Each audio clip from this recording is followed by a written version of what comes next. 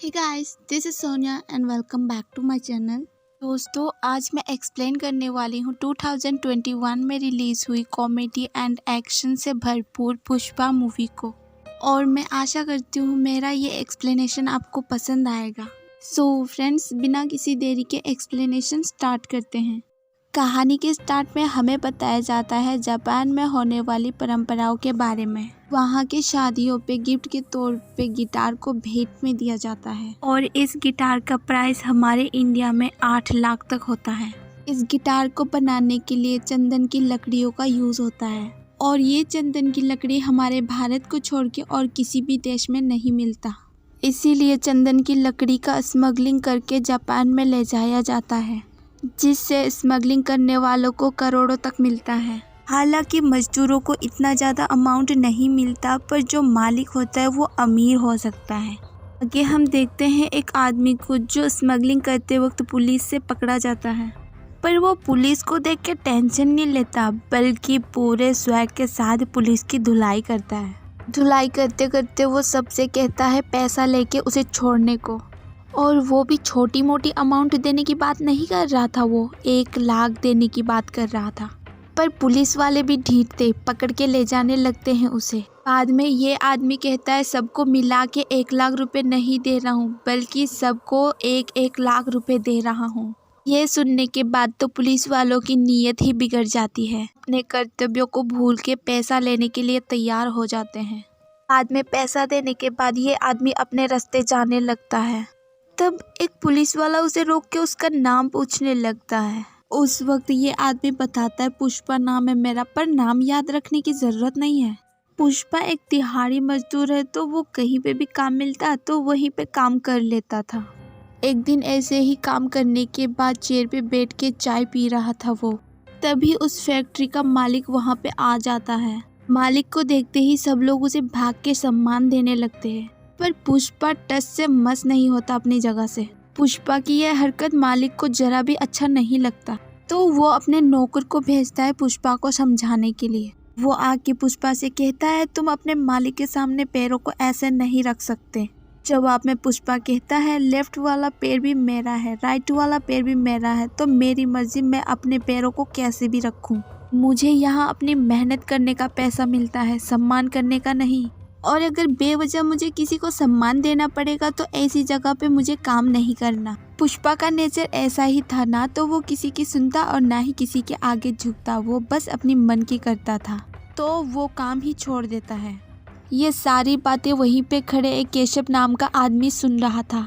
उसे पुष्पा की बातें बहुत प्रभावित करती है, तो वो पुष्पा के पीछे पीछे चल देता है। बाद में हम देखते हैं पुष्पा को काम की तलाश में वो एक गाड़ी में चढ़ जाता है। वो गाड़ी जाके सीधा जंगल के अंदर रुकती है, जहाँ पे लाल चंदन की लकड़ियों की स्मगलिंग के लिए पेड़ काटना था। वो लोग पेड़ काट ही रहे होते कि वहाँ पे एंट्री होती है पुलिस की। पुलिस को देखते ही सब लोग इधर उधर भागने लग जाते हैं, पर पुष्पा भागना नहीं चाहता था। इतनी मेहनत करने के बाद वो लोग ऐसे कैसे भाग सकते हैं। पुष्पा एक प्लान बनाता है और सारे लकड़ियों को वहीं पे छुपा देता है। पुलिस के वहां पहुंचने के बाद उन लोगों को वहां पे कुछ नहीं मिलता। ये देख के डीएसपी गोविंद तो चिढ़ सा जाता है, और पुष्पा की बातें सुन के, उसका बिहेवियर देख के तो आग बबूला ही हो जाता है डीएसपी। इसीलिए गन पॉइंट में ले लेता है पुष्पा को। पुष्पा को गन पॉइंट में लेता देख उसके साथी भी सामने आ जाते हैं हथौड़ा लेके। इस वजह से पुलिस को डर के पीछे हटना ही पड़ता है। बाद में पुलिस के जाने के बाद हम देख ही पाते हैं कितनी दिमाग लगा के पुष्पा ने लाल चंदन की लकड़ी को छुपाया था। इन सब के बाद पुष्पा स्मोक करने के लिए एक जगह पे बैठ जाता है। तब केशव पुष्पा के पास आके उसे अपने साथ रखने को कहता है। पुष्पा का ना तो कोई दोस्त था ना ही कोई साथी, तो इसीलिए उसे अपने साथ रख लेता है। थोड़ी देर बाद डीएसपी गोविंद भी अपने पुलिस फोर्स को लेके जंगल में वापस आ जाता है, पर पुष्पा फिर भी डरता नहीं है। एक पत्थर उठा के पुलिस की तरफ फेंकता है। ये देख के सारे लोग भी पत्थर उठा के फेंकने लग जाते हैं। तब मजबूरन गोविंद को हवा में फायर करना पड़ता है। इसी बीच पुष्पा चंदन की लकड़ी से भरा ट्रक को ले जाने लगता है। ये देख के पुलिस भी उसका पीछा करती है, पर फिर भी पुलिस के हाथ कुछ नहीं लगता। पुष्पा ट्रक को कहीं पे छुपा के मस्त पुलिस के सामने आके खड़ा हो जाता है। ये देख के गोविंद का गुस्सा 7वें आसमान में पहुंच जाता है और पुष्पा को थाने में ला के बहुत पिटाई करते हैं उसकी। पुष्पा भी बहुत ढीठ था, कुछ नहीं बता रहा था वो, बल्कि उल्टा स्माइल ही करे जा रहा था।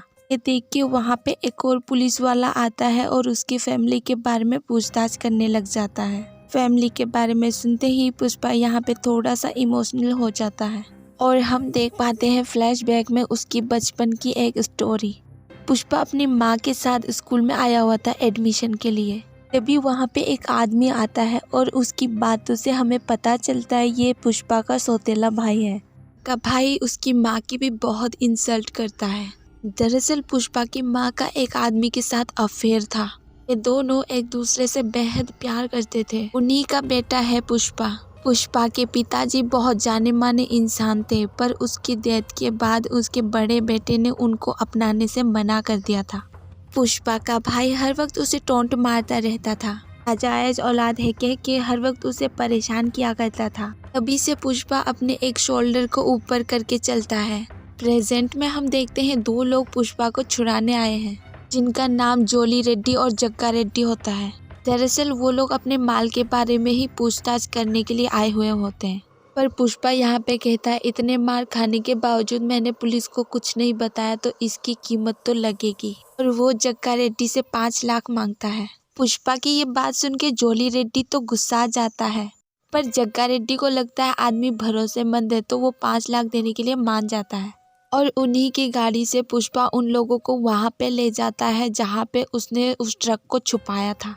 पर जब माल मिल जाता है तो पुष्पा की दिलेरी को देखते हुए जग्गा रेड्डी उसे 5 लाख रुपए दे देता है, और जब वापस आने का वक्त होता है तो पुष्पा गाड़ी में बैठने के लिए उसकी डोर ओपन करने की कोशिश करता है, पर जोली रेड्डी उसकी इंसल्ट करते हुए उसके आगे कुछ पैसे फेंक के कहता है ऑटो से आने को। बात पुष्पा के ईगो पे आ गई थी तो वो बिना गाड़ी के वहाँ से हिलने से मना कर देता है और केशव से कहता है वैसे ही गाड़ी यहाँ पे लेके आने को। पुष्पा के कहने पर केशव गाड़ी लेके आ जाता है और वो सीधा जाते हैं पहले घर पे।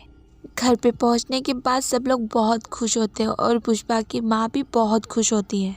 बाद में पुष्पा गाड़ी लेके जग्गा रेड्डी के घर पे जाता है क्योंकि उसी ने उसको बुलाया था। और यहाँ पे हम देख पाते हैं जोली रेड्डी और जग्गा रेड्डी के बड़े भाई को, जिसका नाम कोंडा रेड्डी होता है। सारे इलीगल काम इसी के अंडर में होता है, जो कि किसी को जान से मार देना इनके लिए एक आम बात होती थी। इस वक्त कोंडा रेड्डी अपने आदमियों को मार रहा होता है क्योंकि उन्हीं की वजह से उनका माल पकड़े जाने वाला था। सब लोग अपनी अपनी तरफ से सफाई दे रहे थे। तब पुष्पा कहता है अगर किसी को गाना नहीं आता तो गाना नहीं छोड़ते, और जो काम कोई और नहीं कर सकता वो काम मैं कर सकता हूँ। पुष्पा के ऐसा कहते ही सब लोग उस पर हंसने लगते हैं क्योंकि अब भी उसे सब लोग एक मामूली सा मजदूर ही समझ रहे थे। कोंडा रेड्डी पुष्पा की बातों पे गौर फरमाता है। पुष्पा का आइडिया सुनने के बाद कोंडा रेड्डी उसकी बातों से सहमत हो जाता है। अगले दिन से पुष्पा के आइडिया पे ही सब लोग काम करने लग जाते हैं। पुष्पा का आइडिया था कि दूध की टंकी को काट के नीचे की तरफ चंदन की लकड़ी का स्मगलिंग करेंगे और ऊपर की तरफ दूध ले जाया जाएगा। पुष्पा का ये आइडिया काफ़ी हद तक काम भी करता है और पुलिस के नाक के नीचे से चंदन की लकड़ी का स्मगलिंग कर रहे होते हैं, पर पुलिस को कानों कान खबर नहीं होती और डीएसपी गोविंद यहाँ पे कुछ समझ नहीं पाता तो वो गुस्सा कर रहा होता है क्योंकि और कुछ तो वो कर नहीं सकता था। कुछ महीने ऐसे ही चलता है, पर इसी बीच पुष्पा को एक लड़की से प्यार हो जाता है। इसका नाम था श्रीवल्ली, पर हम यहाँ पे इसे श्री कह के ही बुलाएंगे। पुष्पा की आंखें श्री पे आके ठहर सी गई थी। अब वो जहाँ भी जाता बस श्री को ही देखता रहता था।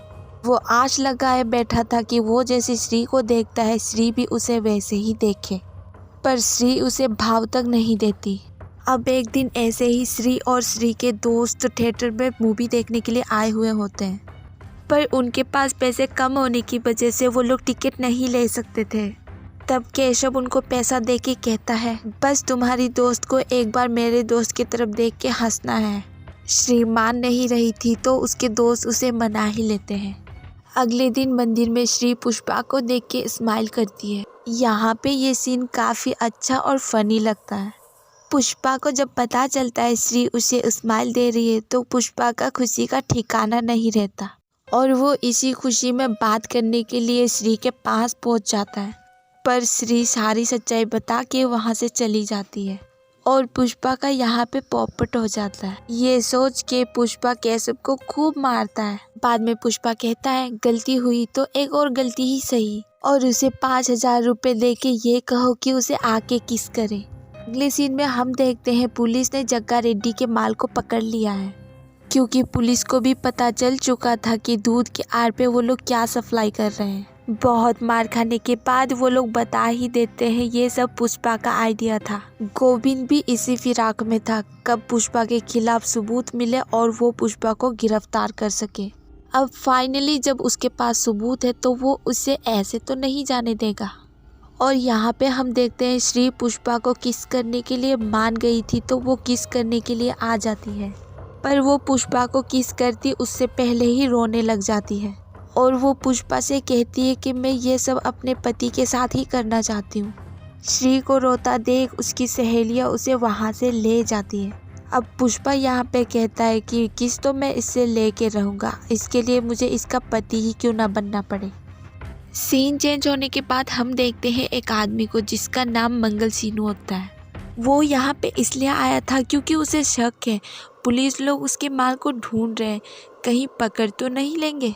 तब कोंडा रेड्डी उसे पुष्पा के बारे में बताता है और कहता है जब से उसने काम संभाला है तब से कोई गड़बड़ नहीं हो रही है। एक दिन जब पुष्पा अपने अड्डे पे आता है तो उसे कोंडा रेड्डी का फ़ोन आता है और बताता है कि पुलिस को हमारे माल के बारे में सब पता चल चुका है, तो तुम हो सके तो उस माल को जल्दी से उस जगह से हटा दो।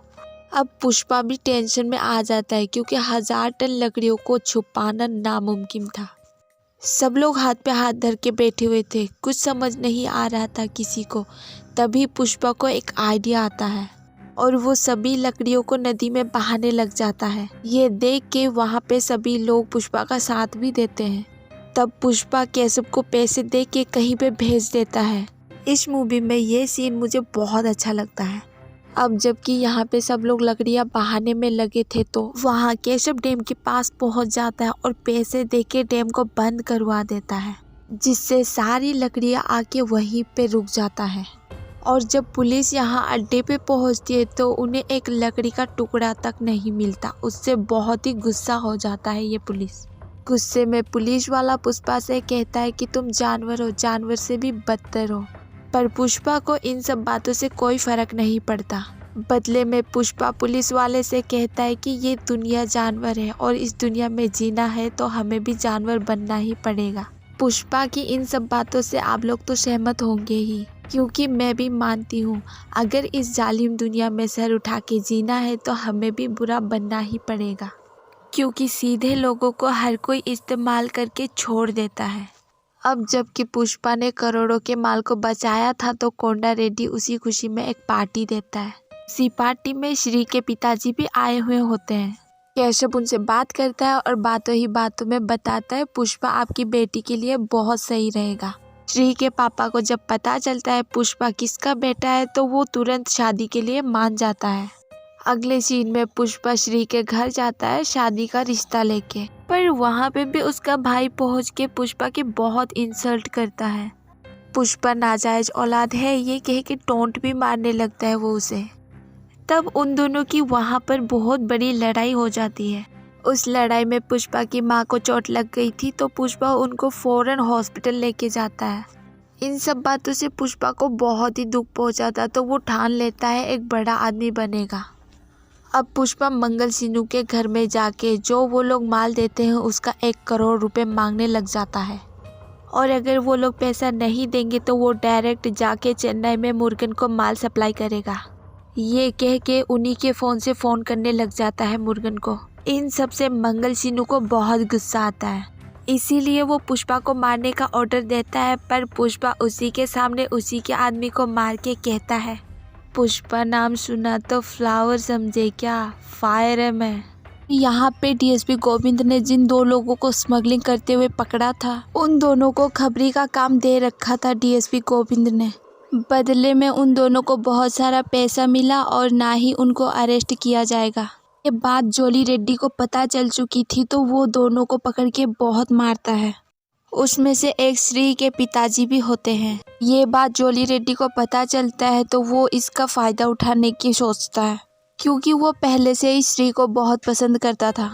जबकि अब श्री के पिताजी जॉली रेड्डी के कब्जे में है तो श्री को जॉली रेड्डी की बात माननी ही पड़ेगी। ये सोच के वो श्री के घर पे जाता है और एक साड़ी देके उसी रात को पहन के आने को कहता है। उसी रात को तैयार होके श्री घर से निकल जाती है। श्री जॉली रेड्डी के पास जाने से पहले वो पुष्पा से मिलने जाती है और पुष्पा से मिलने के बाद अपना प्यार का इजहार कर देती है। सगाई टूटने के बाद से ही पुष्पा श्री से बहुत नाराज था तो वो मुंह बना के बैठा हुआ था, पर प्यार तो वो भी करता था तो वो मान जाता है।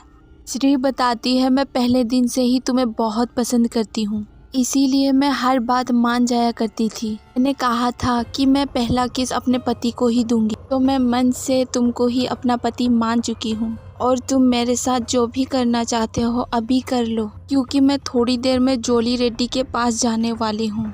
रोते रोते पुष्पा को वो सारी सिचुएशन बता देती है। अब पुष्पा जाके जॉली रेड्डी की हड्डी पसली एक कर देता है और उसे मार गिराता है।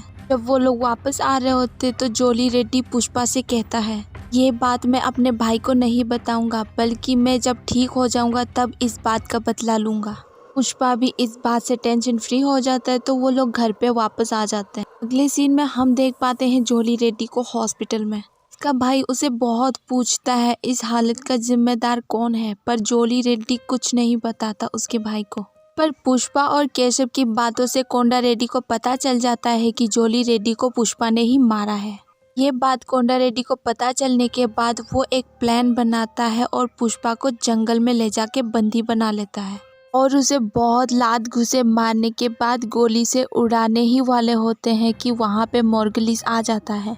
वो लोग फायरिंग करते हुए आगे की तरफ बढ़ते हैं और उसी फायरिंग में गोली लगने के कारण कोंडा रेड्डी मारा जाता है। ये देखने के बाद जग्गा रेड्डी एकदम गुस्सा जाता है और धड़ाधड़ गोलियों की बरसात करने लग जाता है।